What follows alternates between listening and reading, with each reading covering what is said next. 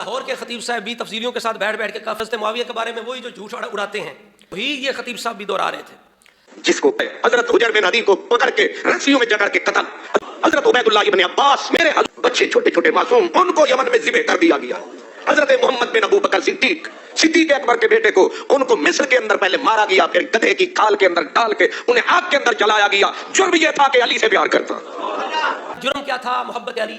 تو یہ تینوں باتیں حضرت صاحب کی جھوٹ ہیں کہ محمد بن ابی بکر کو حضرت علی کی محبت میں قتل کیا گیا، یہ بھی جھوٹ ہے، اور حجر بن عدی کو محبت علی میں قتل کیا گیا، یہ بھی جھوٹ ہے۔ اگر یہ کہیں کہ ان کی بات سچ ہے تو میں یہ چیلنج کروں گا، ثبوت پیش کریں۔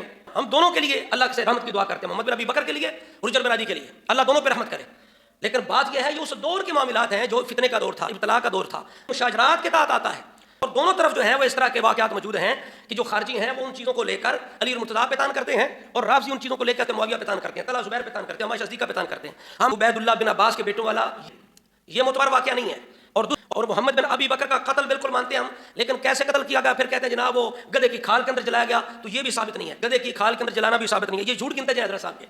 اور محبت علی میں سے قتل کیا جانا محمد بن ابی بکر رحمۃ اللہ علیہ کو، یہ بھی ثابت حضرت صاحب نہیں کر سکتے۔ اور اصل میں یہ تان کس پہ کیا جاتا ہے؟ حضرت معاویہ پہ۔ جو رافضی تان کرتے ہیں محمد بن ابی بکر کے قتل کا الزام لگاتے ہیں حضرت معاویہ پہ، وہی یہ خان صاحب کر رہے ہیں۔ اسی طرح حجر بن عدی کے قتل کے ذمہ دار بھی حضرت معاویہ کو ٹھہراتے ہیں۔ تو ان کا جو معاملہ ہے وہ